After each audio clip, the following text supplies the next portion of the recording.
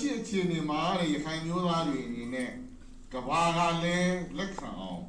ဘယ်လို view ဟာတွေကျင့်သုံးသင့်ပါလဲမလို့ကြောက်ဖို့ကောင်းတယ်ဦးဝေးဆောင်ပေးတဲ့ပုံပါ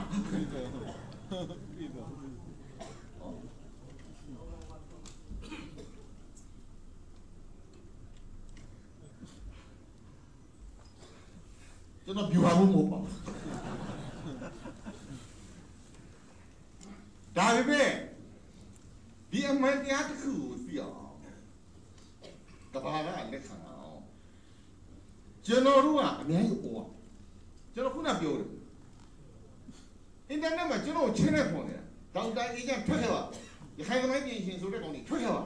ကျုပ်နဲ့ချမယ်ညင်းမယ်ရခိုင်တွေကိုမစပ်ပိတ်အေးလာခဲ့ကွာမင်းငါနဲ့စကားပြောရင်ဒါမင်းနဲ့ level မတူဘူးဒါပေမဲ့လာခဲ့ငါနဲ့စကားပြောရင်ငါကြောက်မှာငါ့ဘာလာတွေ့ဆိုတဲ့ခါကျတော့ကျွန်တော်ရခိုင်တချို့ဘုန်းကြီးတစ်ပါးတော့ပါတယ်နော်အဲ့ဒါရခိုင်ကျိုးက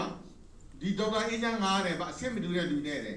ဒီလိုဖက်ပြီးတော့စကားပြောရသလားတဲ့ဆုံးချနေတဲ့ဒေါက်တာအေးချမ်းဆုံးချပါနော်ဆုံးချပါရပါတယ်ကျွန်တော်တခုံးပဲကျွန်တော်ရေးလိုက်တယ်ဒီနဲ့ဘာဖြစ်လို့ဒီကောင်နဲ့ဟိုဆရာဘာလို့ဖက်ပြောရတာလဲဘာညာဟိုကျွန်တော်တပည့်ဟိုအကုန်ဝိုင်းပြီးပြည်တင်ရတာခင်ဗျားတို့တူပါဇက်မဟာလို့ခင်ဗျားတို့ဒီပါဇက်ပိတ်နေကြလို့ကျုပ်ပါဇက်ကိုဖွင့်ရတာ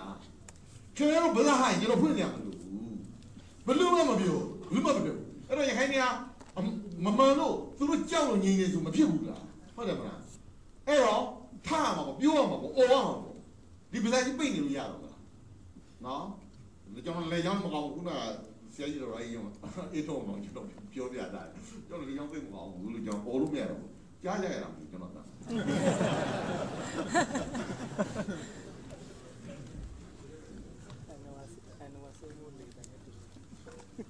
အဲ့တော့ခုနဆိုလိုတဲ့အတိုင်းပဲပေါ့လေသူတို့ကငွေအားလူအားနဲ့မီဒီယာတွေကိုတော့ဟာဒီအကုန်လုံးသူတို့ကချစ်နော်အဲကျွန်တော်တို့မှာဘာမှမရှိဘူးကျွန်တော်ရခိုင်တွေကအဖမ်းမပြောဘူးမို့ဖြစ်ပါလေ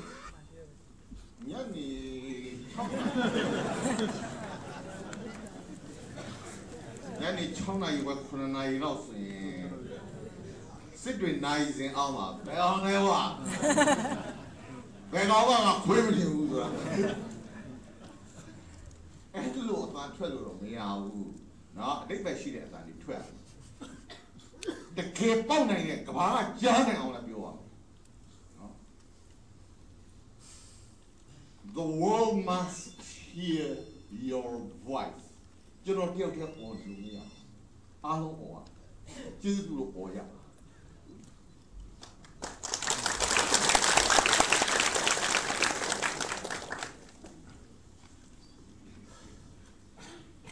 နိုင်ငံတကာတွင်နိုင်ငံသားနိုင်ငံသားပြုခွင့်ရလူဆိုတာမျိုးရှိပါသလားရှိလျင်ရင်းနိုင်ငံသားအမျိုးမျိုးဤအခွင့်အရေးမည်သို့ပိုင်းခြားထားပါသလဲဦးအောင်ကျော်စံကမိပါဟုတ်ကဲ့အဲ့နိုင်ငံသားဆိုတာကတော့ကျွန်တော်တို့မြန်မာပြည်မှာကလွဲလို့တခြားပြည်မှာတိုက်ပြည်မှာရှိတယ်လို့မကြားဘူးကျွန်တော်အမေရိကမှာကျွန်တော်အလုပ်လုပ်ခဲ့တယ်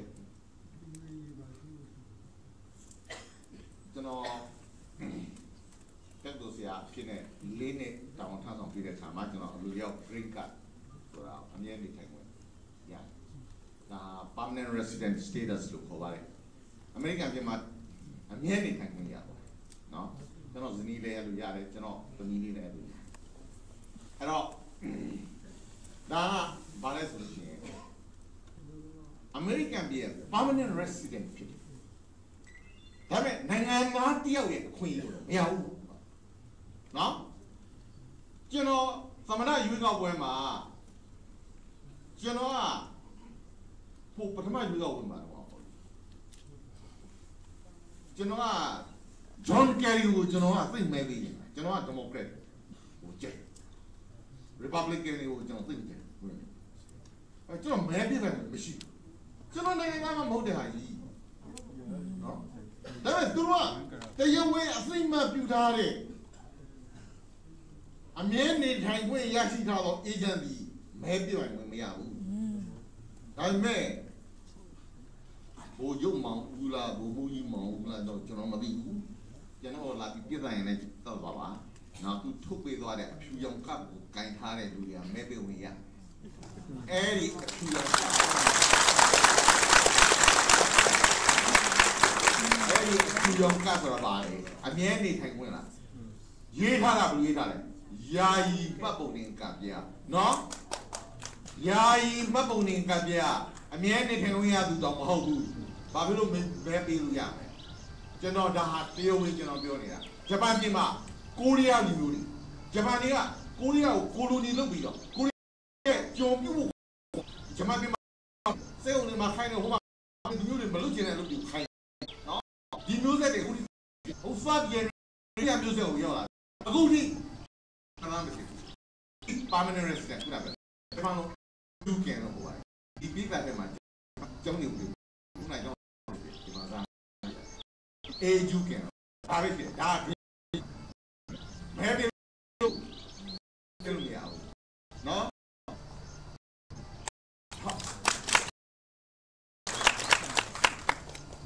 ကြည့်ရရွေးကောက်ပွဲချူယုံကန်တဲ့လူအားလုံးဒီဝင်ရတယ်လူခွေကိုလေးတိုင်းတိုင်း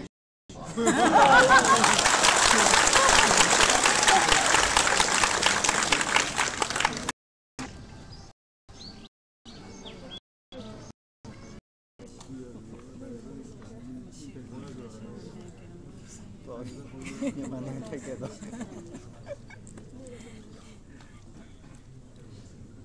ကျွန်တော်ဒီမိကုန်းကိုတော့ကျွန်တော်သိမဖြေချင်ဘူး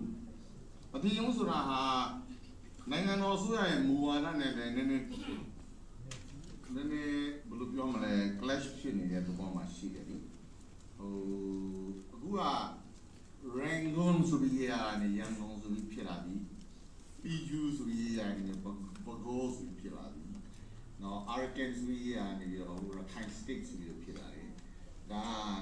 နိုင်ငံတော်ကဘူနာမည်ကိုပြောင်းလိုက်တော့ဗောလေအဲ့တော့ Arakan ဆိုတဲ့စကားကိုလက်ခံလုပ်ဖို့ဆိုတာတော့သမိုင်းဝင်မှတ်တမ်းရှိနေတာလေဗျာ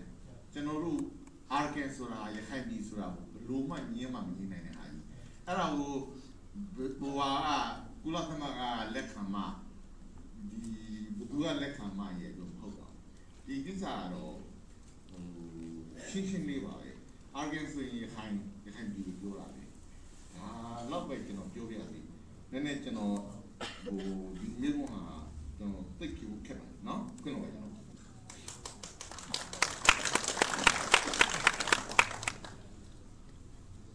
အခုလိုမျိုးရန်ကုန်လာပြီးဟောပြောတာဟာဘာသာရေးစစ်ပွဲမဖြစ်ဖြစ်အောင်လှုပ်ဆော်နေတာဟာလေ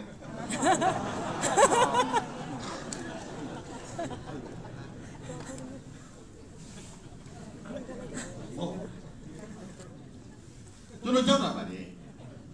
ကျွန်တော်ကြောက်တယ်ကျွန်တော်ဘယ်လောက်ကြောက်လဲဆိုရင်ကျွန်တော်မိမမေးကြီးကျွန်တော်ကြွက်တောင်ကြောက်တယ်ကျွန်တော်ဖြစ်နိုင်ရင်ကျွန်တော်ဟိုစစ်ကိုရှောင်နေတယ်နော်ဒါပေမဲ့ကျွန်တော်ခုမေးမယ်ဒီမေးဖို့မေးတယ်ခမရအိမ်မှာကျွန်တော်ကတရက်လာတယ်နောက်တရက်နေပြရစီဆိုပြီးပြောတယ်နောက်တရက်နေရစီပြီးပြောမယ်နောက်တစ်ပတ်လောက်တိုးနေရစီပြောမယ်နောက်ကျွန်တော်တနည်းနည်းလောက်တော့နေကြပြီပါစီပြောမယ်နောက်ပြီးတော့ကျွန်တော်ကန်ချမယ်ဆိုရင်ခမရဟောပါလေခင်ဗျားကကျွန်တော်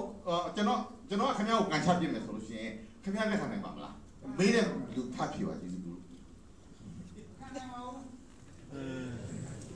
ဒါပါပဲနော်